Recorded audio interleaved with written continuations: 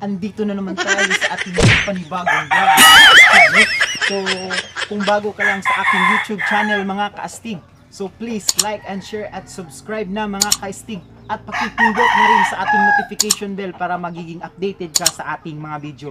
So, ang ating gagawin ngayon mga kaastig is kung paano natin gagamutin yung halak at sipon ng ating panabong na manok. So mga kaastig, huwag kayong bibitaw, samahan niyo ako. So ipapakita ko sa inyo mga kaastig yung alaga kong manok na may halak at sipon mga kaastig, no? May sipon siya mga kaastig. Sayang, ayan mga kaastig, oh. Ayan mga kaastig. So gagamutin natin to mga kaastig. Dapat maagapan natin yung kanyang sipon at saka yung halak mga kaastig. Okay. Ayan mga kaastig. Ayan. Ayan. Kung hindi natin maagapan yung kanyang sipon at saka yung halak niya mga kaastig, may tendency na masasayang yung ating manok, mamamatay yung unti-unting masisira yung kanyang pangangatawan. So yung gamot na gagamitin natin mga kaastig is amtil at saka amoxicillin ng pangtao mga kaastig. So Capsule. disclaimer lang mga kaastig, no? So hindi po tayo isang professional na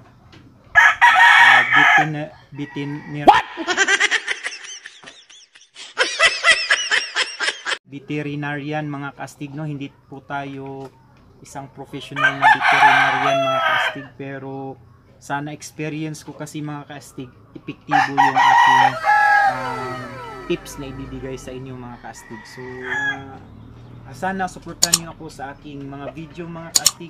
Please subscribe na at ipindot na rin sa notification bell para updated ka sa aking mga videos na i-upload. So ayan, lemon to mga kaastig, no? Yung stab natin na lemon, sayang kung hindi natin magagamot yung kanyang sakit. So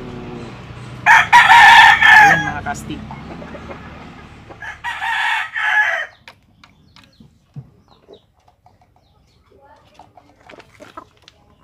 Ayan mga kaastig. Sayang kasi kung hindi natin maagapan mga kaastig. Imported kasi kaya ng mga kaastig, imported na manok yan mga kaastig, no?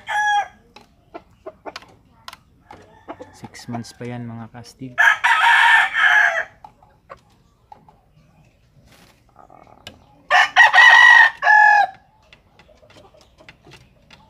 Nahawaan kasi siya ng sa kabila mga kaastig. May sipon kasi yun sa kabila.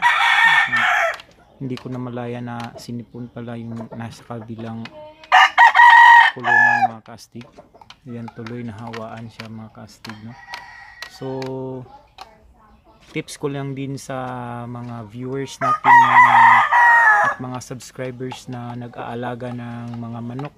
So pag may sinipon na manok sa kabilang kulungan, dapat huwag nyo silang ilagay sa kulungan na magkatabi tapos merong butas. So dapat okay lang kung walang butas yung kulungan, kasi nagtutukaan kasi sila mga kaastig. So nakukuha nila yung sakit.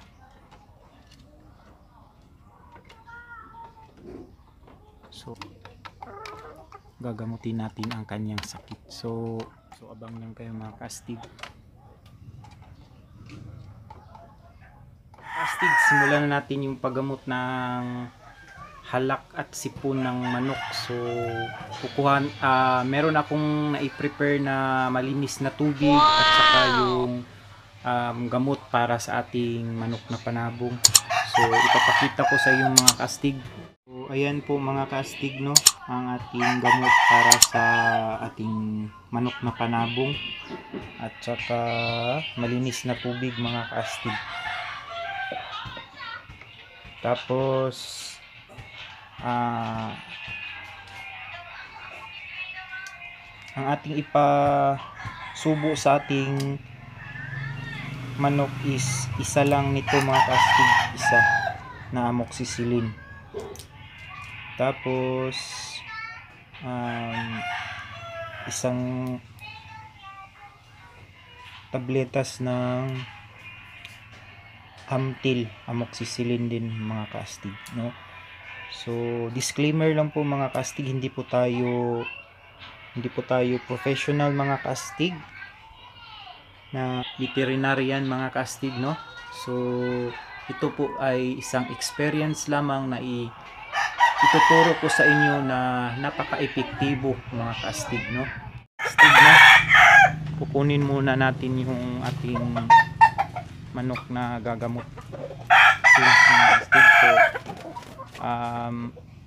nilipat ko siya kanina mga kastig.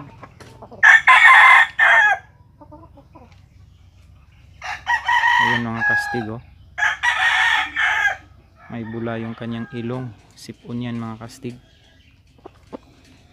So sisimulan natin ang paggamot sa kanya mga kastig, no? Sayang kasi pag hindi natin nagamot. Napaka-hybrid na manok to. So sisimulan na natin mga kastig. Mga kastig, una natin gagawin is pupugasan natin ang kanyang mukha at saka yung ilong mga kastig.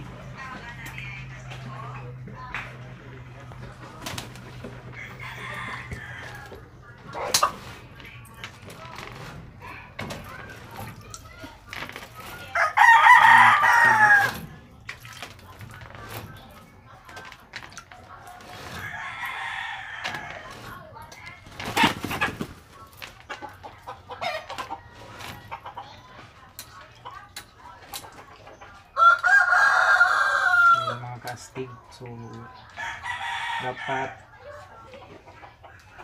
kung kapag nagamot kayo ng may sipon mga kastig, dapat may sipon mga kastig, dapat hindi siya nakakakain mga kastig para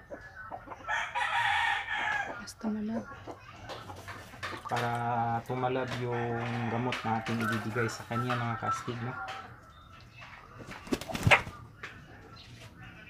So upuan natin mga kastig para yan.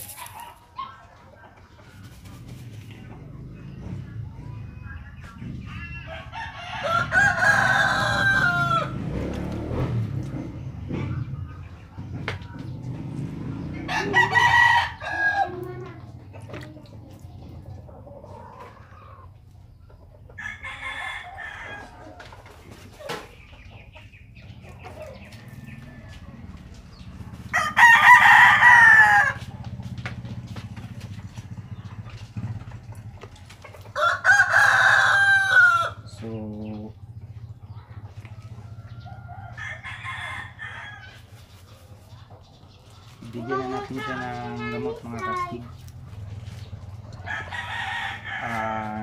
Ang gamot na ito mga kastig is Amtil po ito mga kastig. Yan. Tapos isang amoxicillin. Antibacterial din ito mga kastig.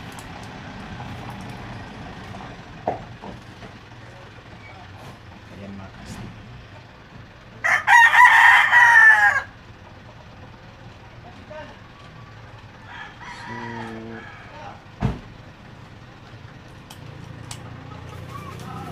Yun lang mga kastig. So kung gusto niyo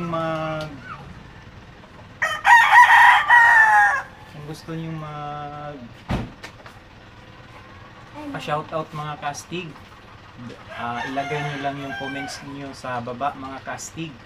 Tapos at huwag niyong kalimutan mag-like and share at subscribe mga kastig, at pakipindot na rin sa ating notification bell para magiging updated kayo sa ating i-upload na mga videos. Shoutout nga pala kay Solo Montipalco TV. Sana supportan nyo siya sa kanyang YouTube channel mga kaastig. Shoutout rin sa Munatuhan. Sana supportahan nyo siya sa kanyang YouTube channel.